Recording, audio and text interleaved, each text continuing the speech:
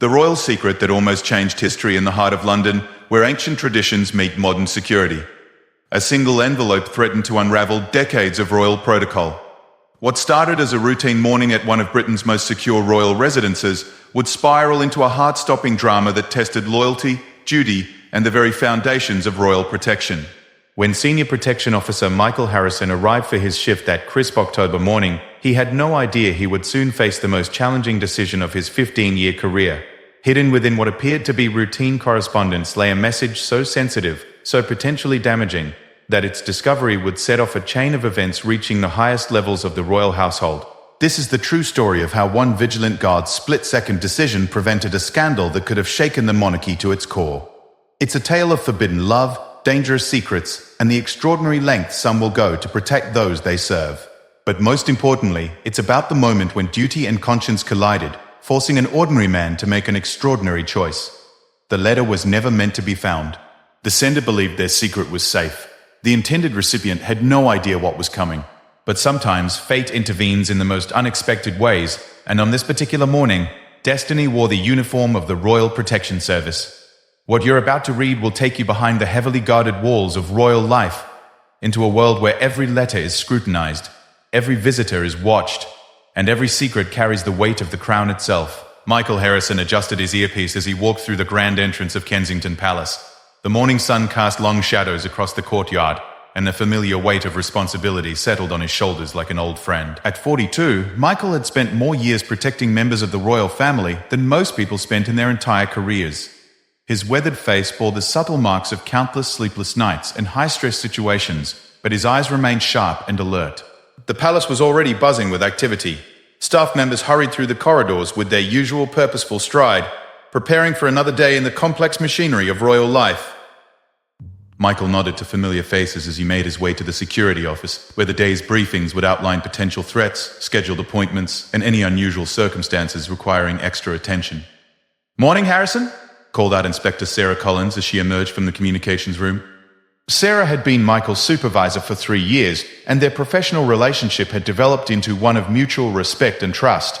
She was one of the few people who truly understood the unique pressures of protecting the royal family in an age where privacy was increasingly difficult to maintain. "Anything unusual overnight?" Michael asked, accepting the tablet containing the day's security protocols. His trained eye quickly scanned the information, noting the scheduled arrivals and departures, the list of approved visitors, and the general threat assessment level for the day. "Fairly quiet," Sarah replied, though her expression suggested there might be more to discuss. "Prince William has a full schedule today. 3 official meetings, a charity event this afternoon, and dinner with family tonight. The usual complement of staff will be in attendance. Plus we have 2 new personnel starting today in the mail processing department." Michael raised an eyebrow. New staff always meant additional vigilance, regardless of how thoroughly they had been vetted during the hiring process. The mail processing department was particularly sensitive, as it handled thousands of pieces of correspondence each week from around the world.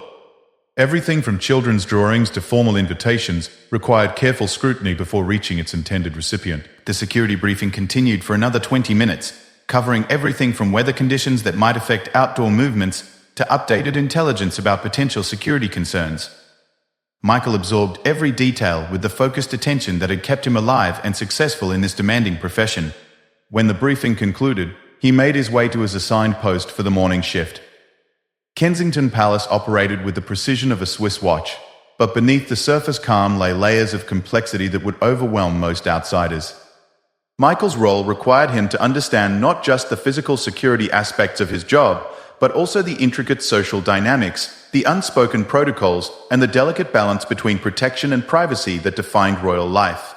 As he took his position near the main administrative wing, Michael reflected on the journey that had brought him to this point. His career had begun in the military, where he had served with distinction in several international peacekeeping missions. The transition to civilian protective services had been natural, and his reputation for reliability and discretion had eventually earned him a place within the elite circle of royal protection officers. The morning progressed smoothly. Visitors arrived and were processed through the various security checkpoints with efficient professionalism. Staff members moved through the palace carrying out their various duties, each person playing their part in the complex orchestration of royal daily life. Michael maintained his watchful presence, noting details that others might miss. staying alert for anything that seemed out of place or potentially concerning. Around 10:30, a commotion in the mail processing area caught his attention. It wasn't loud or dramatic, just a subtle change in the usual rhythm of activity that his experienced senses immediately detected. Through the glass partition that separated the mail room from the main corridor, he could see several staff members clustered around one of the sorting tables, their body language suggesting confusion or concern. Michael approached the mail room, maintaining his casual demeanor while internally shifting to a higher state of alertness. The head of mail processing, Mrs. Elizabeth Thornton, was a woman in her late 50s who had worked at the palace for over 20 years. She was known for her meticulous attention to detail and her unwavering commitment to following proper procedures. If something had captured her attention, it was worth investigating. "Is everything all right, Mrs. Pete Thornton?" Michael asked as he entered the mailroom. The space was organized with military precision, with sorting tables arranged in precise rows and various security equipment positioned strategically throughout the area. The walls were lined with protocols and procedures, reminders of the serious responsibility that came with handling royal correspondence. Mrs. Thornton looked up from the envelope she was examining, her expression troubled. "I'm not entirely sure, Officer Harrison. We received this piece of mail this morning, and there's something about it that doesn't seem quite right." She held up a cream-colored envelope that appeared unremarkable at first glance. The address was written in elegant handwriting, and it bore proper postage and postal markings. Michael accepted the envelope and examined it carefully. The paper was expensive, the kind used for formal correspondence, and the handwriting was sophisticated and confident. The return address indicated it had been sent from a prestigious address in central London. On the surface, everything appeared normal, but Michael had learned to trust the instincts of experienced staff members like Mrs. Thornton. "What specifically concerns you about it?" he asked, turning the envelope over in his hands. The weight seemed appropriate for standard correspondence, and there was no obvious evidence of tampering or suspicious modifications. Mrs. Thornton hesitated for a moment before responding. "It's addressed to Prince William, but something about the handwriting seems familiar. I've been processing mail here for 20 years, and I've developed a good eye for recognizing correspondence from regular senders. This handwriting looks like it might belong to someone we've had concerns about in the past, but I can't quite place it." Michael's attention sharpened. The royal family received thousands of letters each week from admirers, well-wishers, and people seeking various forms of assistance. While the vast majority of this correspondence was harmless, a small percentage came from individuals who had been flagged by security for various reasons. These could range from people who wrote with excessive frequency to those who had made inappropriate requests or comments that suggested mental instability or potentially harmful intentions. The palace maintained detailed records of concerning correspondence, including samples of their handwriting, copies of previous letters, and assessment notes from security personnel and mental health professionals. If Mrs. Thornton's instincts were correct, this envelope might contain correspondence from someone already known to present potential security concerns. "Would you like me to run it through our standard screening procedures?" Michael asked. All mail addressed to members of the royal family went through multiple layers of security screening before reaching its intended recipient. This included X-ray examination, chemical testing for dangerous substances, and careful review by trained personnel who could identify potential threats or inappropriate content. Mrs. Thornton nodded, but her expression remained troubled. "Yes, but I'd also like to cross-reference the handwriting with our files of concerning correspondence. If this is from someone we've dealt with before, we need to know about it before proceeding further." Michael agreed with her cautious approach. In the world of royal security, it was always better to err on the side of excessive caution rather than risk overlooking a potential threat. He carefully placed the envelope in a secure container and began the process of moving it through the various screening procedures. The X-ray examination revealed nothing unusual about the contents of the envelope. It appeared to contain several sheets of paper, consistent with a typical letter.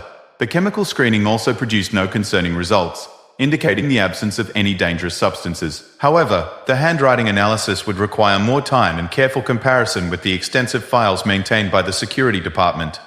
As Michael waited for the results of the handwriting analysis, he found himself thinking about the broader implications of his work.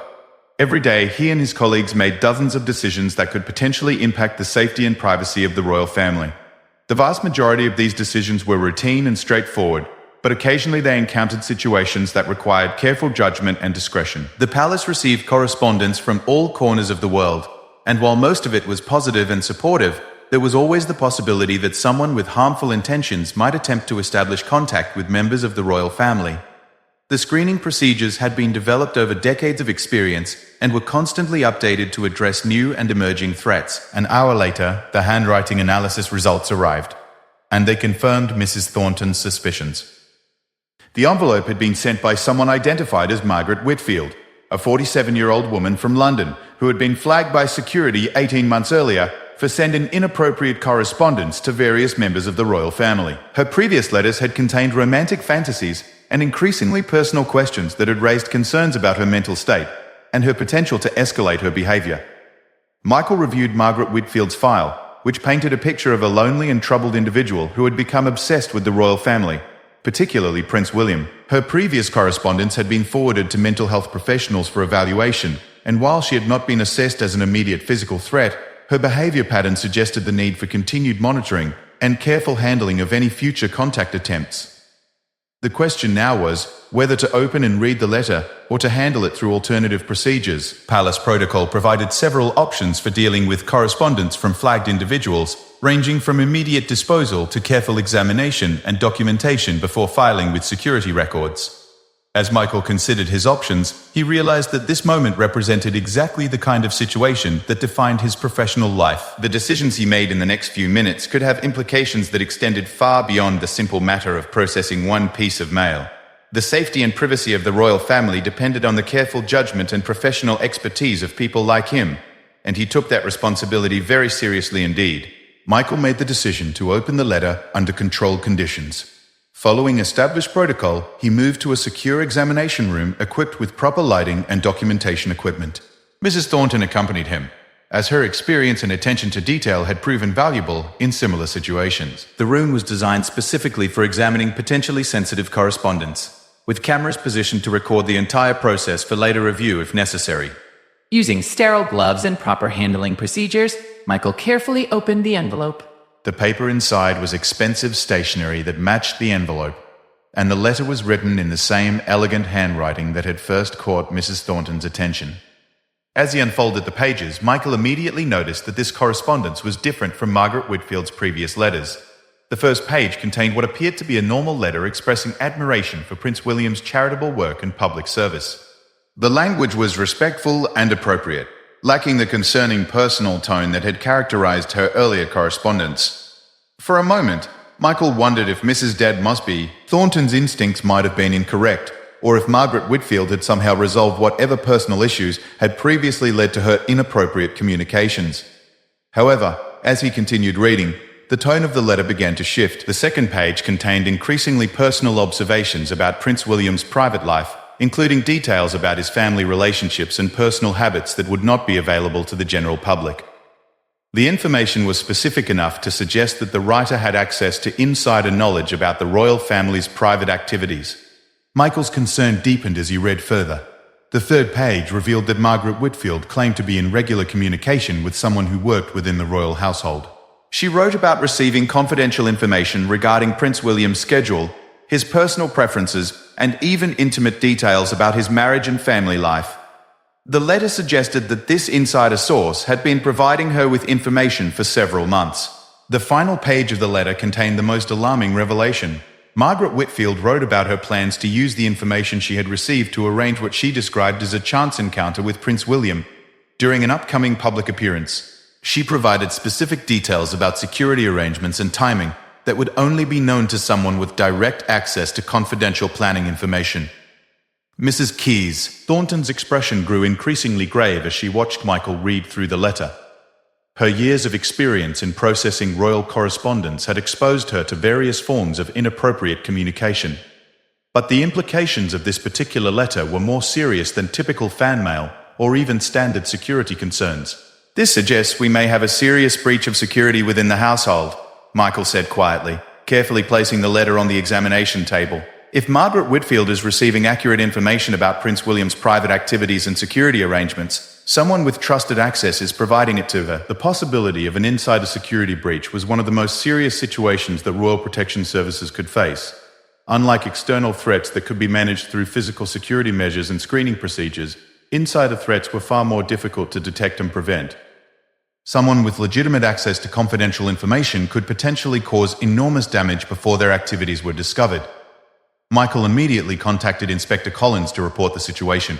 Within minutes, she arrived at the examination room accompanied by Chief Security Officer David Pemberton, a veteran of 30 years in royal protection who had handled some of the most sensitive security situations in recent royal history. Pemberton's reputation for discretion and thorough investigation had earned him the complete trust of the royal family and senior palace officials.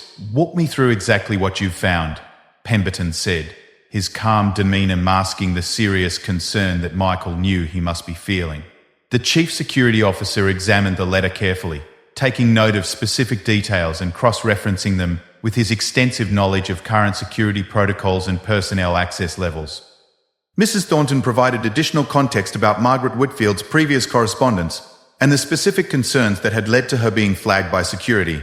She also explained the process by which the current letter had been identified as potentially problematic, emphasizing the importance of trusting experienced staff members' instincts when something seemed unusual or concerning. As the security team analyzed the letter, they began to develop a clearer picture of the potential security breach. The information that Margaret Whitfield claimed to have received was highly specific and would require access to multiple confidential sources. This suggested that either one person with very broad access was providing information, or multiple individuals were somehow involved in the breach. Pemberton made the decision to initiate a comprehensive internal investigation, while simultaneously implementing additional security measures to protect Prince William.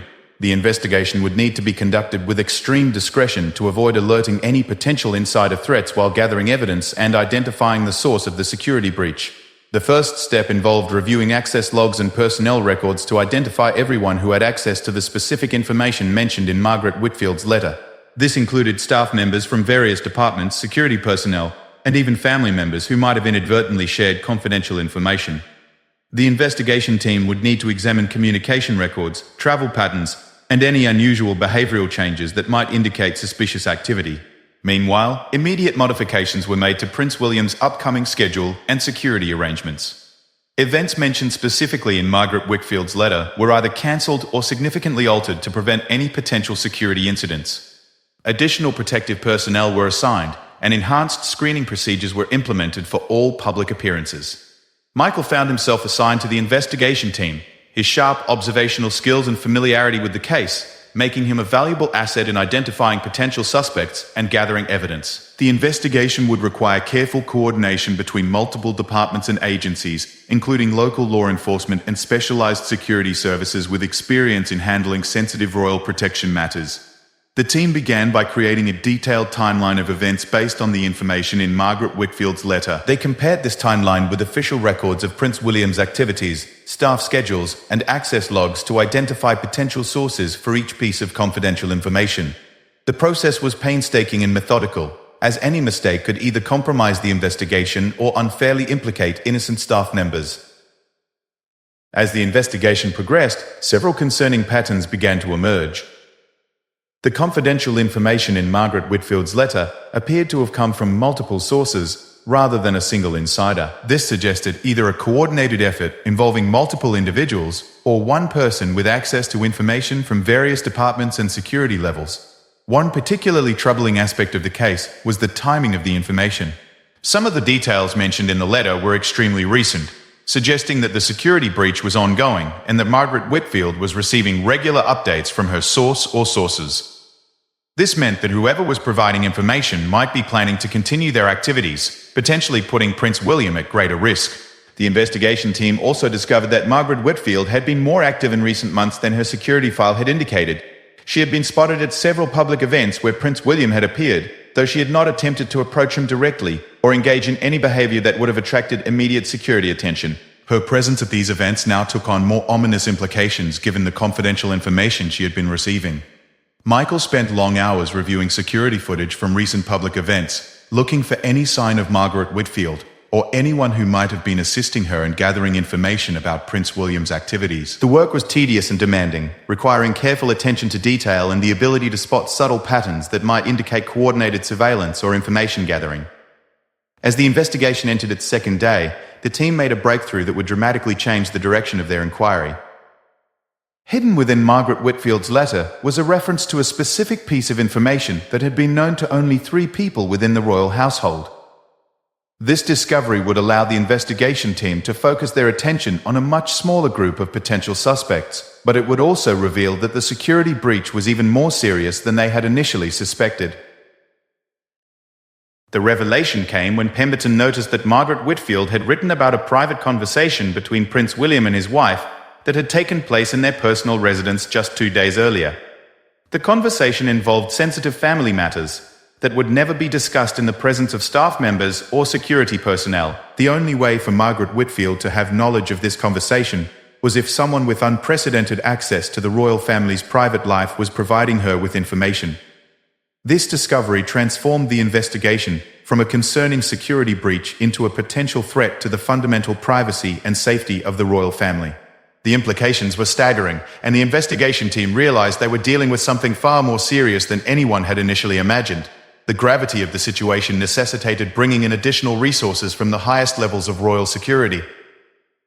Within hours of the discovery about the private conversation, specialized investigators from Scotland Yard's Royalty and Specialist Protection Unit arrived at Kensington Palace. These officers had extensive experience dealing with the most sensitive aspects of royal security and were equipped to handle investigations that could potentially expose vulnerabilities at the very heart of the monarchy.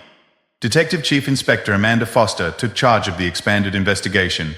Her reputation for solving complex cases involving high-profile individuals was legendary within law enforcement circles, and her discretion in handling sensitive matters had earned her the complete trust of both the royal family and senior government officials. Foster's approach was methodical and thorough, leaving no detail unexamined and no possibility unexplored. Michael found himself working closely with Foster's team, providing crucial insights into palace operations and security protocols. His years of experience within the royal household gave him a unique perspective on how information flowed through the various departments and who would have access to different types of confidential material. This knowledge proved invaluable as the investigation team worked to narrow down their list of potential suspects. The first major breakthrough came when Foster's team analyzed the specific wording and phrasing used in Margaret Whitfield's letter. Linguistic experts compared the letter with known samples of writing from various palace staff members, looking for distinctive patterns that might indicate direct dictation or influence from an insider source. The analysis revealed that certain phrases and expressions used in the letter were consistent with the communication style of someone with a military or security background. This discovery led the investigation team to focus their attention on current and former security personnel who had access to the type of confidential information mentioned in Margaret Whitfield's letter. The list included active duty protection officers, administrative staff within the security department, and several former employees who had maintained some level of contact with current palace personnel. As the investigation deepened, Foster's team uncovered a complex web of relationships and communications that extended far beyond what anyone had initially suspected. Margaret Whitfield, it turned out, was not simply a troubled individual with an unhealthy obsession with the royal family. She was part of a sophisticated network that had been gathering confidential information about royal activities for purposes that were not yet clear. The investigation revealed that Margaret Whitfield had been in contact with several other individuals who shared her interest in the royal family. These contacts included a journalist who specialized in royal coverage, a private investigator with a questionable reputation, and most disturbing of all, a former palace employee who had been dismissed 2 years earlier for policy violations, but had somehow maintained connections within the royal household. Michael's role in the investigation expanded as Foster recognized his ability to identify subtle changes in behavior and routine among palace staff members. His years of observation and his deep understanding of how the palace operated made him uniquely qualified to spot signs that someone might be acting outside their normal patterns or accessing information beyond their authorized scope. The pressure of the investigation began to affect the entire palace staff. Everyone understood that a serious security breach had occurred, and the knowledge that one or more of their colleagues might be involved in betraying the trust of the royal family created an atmosphere of suspicion and uncertainty. Despite efforts to maintain normal operations, the tension was palpable throughout the palace. Prince William was briefed on the situation and the potential threats to his safety and privacy. His reaction was one of concern, not just for himself and his family, but for the dedicated staff members who had devoted their careers to serving the royal family. The possibility that someone within his trusted circle of advisors and protectors had been secretly gathering and sharing confidential information was deeply troubling to him. Additional security measures were implemented to protect not just Prince William but all members of the royal family who might be affected by the security breach. Communication protocols were modified, access restrictions were tightened, and enhanced surveillance was activated in areas where sensitive conversations might take place. These measures were designed to prevent further information from being compromised while the investigation continued. The investigation team faced the challenging task of gathering evidence without alerting potential suspects to the fact that they were under scrutiny. This required careful coordination between multiple agencies and departments, as well as the implementation of sophisticated surveillance techniques that could monitor communications and activities without being detected by experienced security personnel who might be involved in the breach. One of the most significant challenges was determining how far the security breach extended. The information in Margaret Whitfield's letter suggested that confidential details about Prince William's activities had been systematically gathered over a period of several months. This raised the possibility that other members of the royal family might also have been subjected to unauthorized surveillance and information gathering. Foster's team expanded their investigation to include a comprehensive review of security protocols and access controls throughout the entire royal household. This massive undertaking required examining thousands of hours of security footage, reviewing communication logs from multiple departments, and conducting discrete background investigations on dozens of staff members who had access to sensitive information. As the investigation progressed into its fourth day, a pattern began to emerge that would ultimately lead to the identification of the primary source of the security breach. The pattern involved a series of seemingly innocent communications and activities that, when examined collectively, revealed a systematic effort to gather and transmit confidential information about royal activities. The breakthrough came when Foster's team discovered that someone had been using an authorized palace communication system to send encrypted messages to external recipients. The messages were disguised as routine administrative communications, but sophisticated analysis revealed that they contained coded references to Prince William's schedule, security arrangements, and personal activities. The investigation team traced these communications to a specific workstation within the palace administrative complex. The workstation was assigned to James Crawford, a 38-year-old communications specialist who had been employed by the royal household for 6 years. Crawford had an exemplary service record and had previously been considered one of the most reliable and trustworthy members of the communications staff. When investigators examined Crawford's access logs and communication records more closely, they discovered a sophisticated system for gathering and transmitting confidential information. Crawford had been using his legitimate access to various palace systems to collect details about royal activities, which he then encoded and transmitted to Margaret Whitfield and her associates through seemingly innocent administrative messages. The investigation revealed that Crawford's activities had been motivated not by financial gain or political ideology, but by a complex personal relationship with Margaret Whitfield that had developed over more than a year of secret communications. What had begun as innocent correspondence about royal activities had gradually evolved into an intimate relationship that had clouded Crawford's judgment and led him to violate the fundamental trust that had been placed in him. Michael played a crucial role in the final phase of the investigation, helping to gather evidence that would be needed to confront Crawford with his activities and to ensure that all aspects of the security breach had been identified and addressed. The work required careful coordination between the investigation team and palace security to ensure that Crawford could be approached without alerting him to the fact that his activities had been discovered. The confrontation with Crawford was handled with the utmost discretion and professionalism. Foster and her team presented him with irrefutable evidence of his unauthorized communications and his role in compromising royal security. Faced with this evidence, Crawford admitted to his activities and provided a complete account of the information he had shared and the methods he had used to gather and transmit confidential details. The revelation of Crawford's activities and his relationship with Margaret Whitfield solved the immediate mystery of the security breach, but it also raised broader questions about the vulnerability of royal security systems and the challenge of protecting against insider threats. The investigation had revealed gaps in oversight and monitoring that could potentially be exploited by others with malicious intent. The aftermath of James Crawford's confession sent shockwaves through the royal security establishment. The betrayal by someone who had been trusted with access to the most sensitive information about the royal family's daily lives represented a fundamental breach of the security protocols that had been carefully developed over decades. The implications extended far beyond the immediate threat posed by Margaret Whitfield and her associates. Detective Chief Inspector Foster coordinated with palace officials and senior government security advisors to conduct a comprehensive assessment of the damage caused by Crawford's activities. This assessment required a detailed review of every piece of information that he had accessed and potentially shared over the 18-month period during which he had been in contact with Margaret Whitfield. The investigation revealed that Crawford had systematically exploited his position to gather information that went far beyond what would be necessary for his legitimate duties. His access to communication systems had allowed him to monitor correspondence between various departments, giving him insights into security planning, family schedules, and personal relationships that should never have been available to someone in his position. Michael worked closely with the assessment team to identify specific security vulnerabilities that Crawford had exploited. His detailed knowledge of palace operations and his experience with security protocols made him an invaluable resource in understanding how the breach had occurred and what measures would be needed to prevent similar incidents in the future.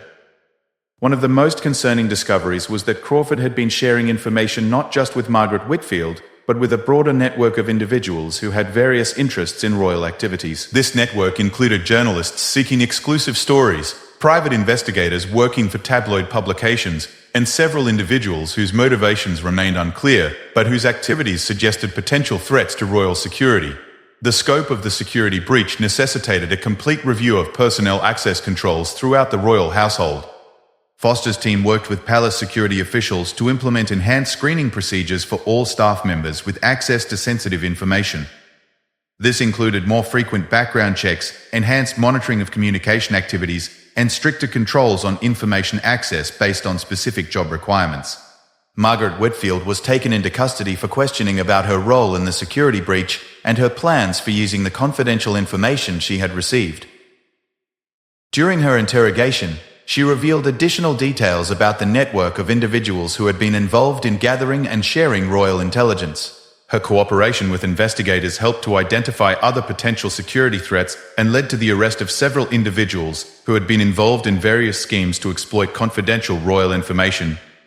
The investigation also uncovered evidence that Crawford's activities had been noticed by other palace staff members, but that these observations had not been properly reported or investigated. Several employees recalled instances where Crawford had asked unusual questions about royal activities, or had been present in areas where he did not normally have business. These warning signs had been dismissed as innocent curiosity or legitimate work activities, highlighting the need for better training and awareness about potential insider threats. Prince William and other members of the royal family were extensively briefed on the findings of the investigation and the measures being implemented to address the security vulnerabilities that had been identified. The briefings included detailed information about the types of information that had been compromised and the potential implications for their safety and privacy. The emotional impact of the security breach on the royal family was significant. The knowledge that someone they had trusted had been secretly gathering and sharing intimate details about their private lives was deeply disturbing. The breach had violated not just their physical security, but also the fundamental expectation of privacy that is essential for any family, regardless of their public status. Michael found himself playing an important role in helping to rebuild trust within the palace staff. His reputation for integrity and his demonstrated commitment to royal security made him a natural choice to help communicate the new security measures and to reassure staff members that the investigation had been thorough and that appropriate steps were being taken to prevent future breaches. The implementation of new security measures required significant changes to daily operations throughout the palace. Access controls were tightened, communication monitoring was enhanced, and new protocols were established for handling sensitive information. These changes were necessary for security reasons, but they also created additional workload and complexity for staff members who were already dealing with the emotional aftermath of Crawford's betrayal. Training programs were developed to help staff members recognize potential signs of insider threats and to understand their responsibilities in reporting suspicious activities. These programs emphasized the importance of maintaining vigilance while also preserving the collaborative and trustful atmosphere that was essential for effective palace operations. The legal proceedings against Crawford and Margaret Whitfield were handled with extreme discretion to protect the privacy of the royal family while ensuring that justice was served. Crawford was charged with multiple violations of the Official Secrets Act and faced the possibility of significant prison time for his betrayal of royal security. Margaret Whitfield was charged with conspiracy and faced her own potential prison sentence for her role in the scheme. The investigation also led to changes in the way royal security agencies coordinated their activities and shared information. Enhanced communication protocols were established between different security departments, and new procedures were implemented for conducting background investigations and monitoring the activities of personnel with access to sensitive information. Michael's role in uncovering and investigating the security breach was recognized by senior palace officials and security agencies. His careful attention to detail and his willingness to trust the instincts of experienced staff members like Mrs. Thornton had been instrumental in identifying the threat before it could cause even greater damage. However, the recognition came with the sobering awareness that the threat to royal security was ongoing and required constant vigilance. The broader implications of the security breach extended beyond the immediate threat to Prince William and his family. The incident highlighted the vulnerability of all high-profile individuals to insider threats and the challenge of maintaining security in an environment where trust and access are essential for effective operations. Security experts from various agencies studied the Crawford case to identify lessons that could be applied to protecting other high-profile individuals and sensitive facilities.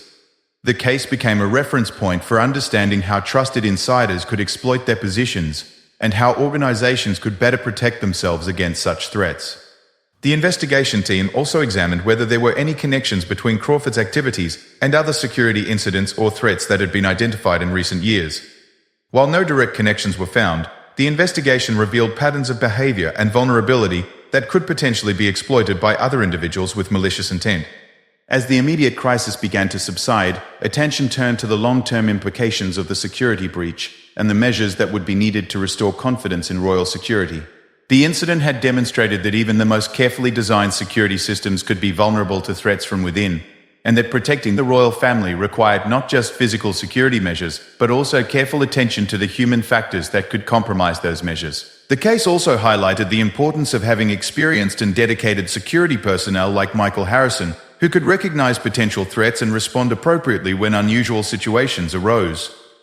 The combination of technical security measures and human expertise had been essential in identifying and addressing the security breach before it could cause even greater damage to royal security and privacy. 6 months after the discovery of the forbidden letter, Kensington Palace had transformed into a fortress of enhanced security measures while still maintaining the dignity and accessibility that defined the modern monarchy. Michael Harrison stood in the same mail processing room where the crisis had begun, watching as Mrs. Thornton trained new staff members on the updated screening procedures that had emerged from the comprehensive security review. The changes implemented following the Crawford investigation had been both visible and invisible. New technology monitored communications and access patterns, while enhanced background checking procedures ensured that future security breaches would be far more difficult to execute. However, the most significant changes were in the heightened awareness and vigilance of staff members who now understood that protecting the royal family required constant attention to even the smallest details. James Crawford had been sentenced to 8 years in prison for his violations of the Official Secrets Act and his betrayal of royal trust. During the sentencing hearing, the judge had emphasized the serious nature of Crawford's crimes and the potential consequences that his actions could have had for the safety and privacy of the royal family. The sentence sent a clear message that insider threats would be prosecuted to the full extent of the law. Margaret Whitfield received a 5-year sentence for her role in the conspiracy. The investigation had revealed that her obsession with Prince William had led her to develop an elaborate fantasy relationship that had motivated her efforts to gather confidential information. Mental health professionals who examined her case recommended ongoing treatment to address the psychological issues that had contributed to her criminal behavior. The network of journalists and private investigators who had been involved in the scheme faced various charges and professional consequences. Several journalists lost their positions when their employers discovered their involvement in illegal information gathering, while private investigators faced suspension of their licenses and potential criminal charges for their participation in the conspiracy. Michael's role in uncovering the security breach had earned him recognition from the highest levels of the Royal Protection Service. He had been promoted to Senior Protection Officer and given additional responsibilities for training and developing security awareness programs throughout the royal household. His experience with the Crawford case had made him a valuable resource for understanding and preventing insider threats. The investigation had also led to broader changes in how royal security was managed and coordinated. New protocols had been established for sharing information between different security agencies, and enhanced cooperation agreements had been developed with law enforcement agencies that might be involved in investigating threats to royal security. Prince William had personally thanked Michael and the other security personnel who had been involved in uncovering and addressing the security breach. The prince had emphasized his appreciation for their dedication and professionalism, and had expressed his confidence in the enhanced security measures that had been implemented to protect his family and the broader royal household. The emotional impact of the security breach on palace staff had gradually diminished as new procedures became routine and confidence in the security system was restored. However, the incident had left lasting changes in the culture of the palace, with staff members now more aware of their responsibilities in protecting royal security and more vigilant about reporting unusual or suspicious activities. Mrs. Thornton had been commended for her role in identifying the suspicious correspondence that had led to the discovery of the security breach.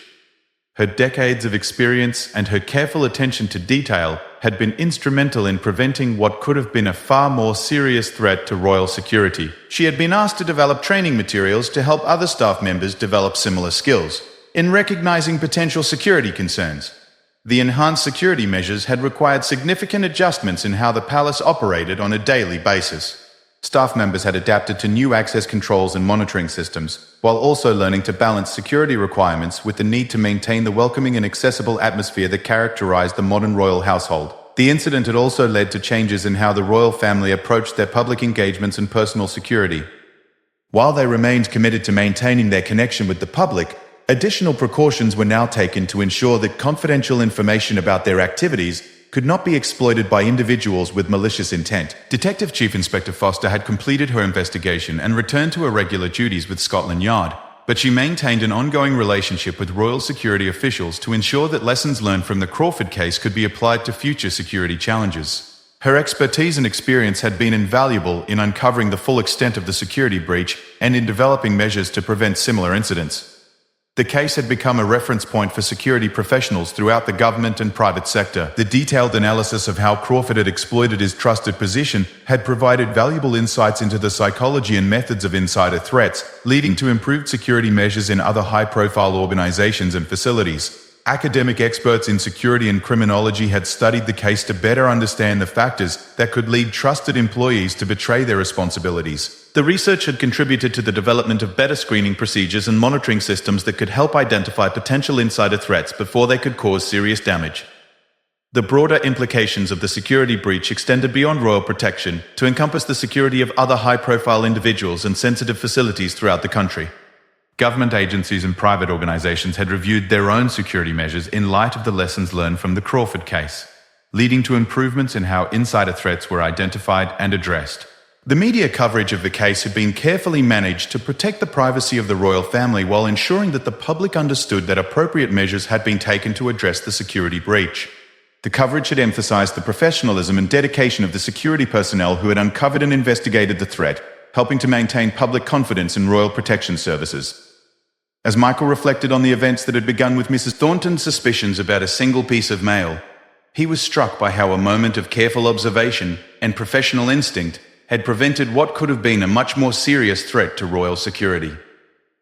The case had demonstrated the importance of trusting experienced staff members and maintaining constant vigilance against potential threats. The forbidden letter that had started the entire investigation remained secured in the evidence files of the Royal Protection Service, serving as a reminder of the constant vigilance required to protect the royal family.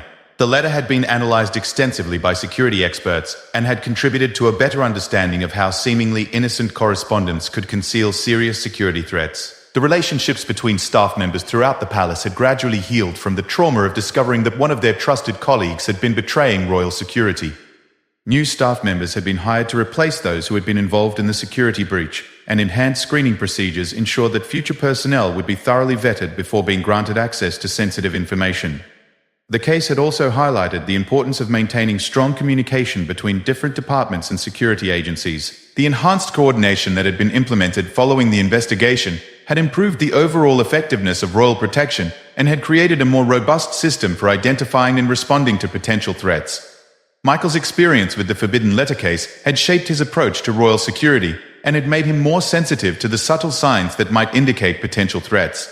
His enhanced awareness and expertise had been shared with other security personnel through training programs and had contributed to the overall improvement of royal protection services. The royal family had emerged from the security breach with renewed confidence in their protection, and with a deeper appreciation for the dedication and professionalism of the staff members who worked to ensure their safety and privacy. The incident had strengthened their commitment to maintaining the balance between accessibility and security that defined the modern monarchy. As the investigation concluded and normal operations resumed, the Forbidden Letter case had become part of the institutional memory of royal security services. The lessons learned from the case would continue to influence security procedures and training programs for years to come, ensuring that the sacrifices and dedication of those who had uncovered the threat would contribute to the ongoing protection of the royal family and the preservation of the monarchy itself.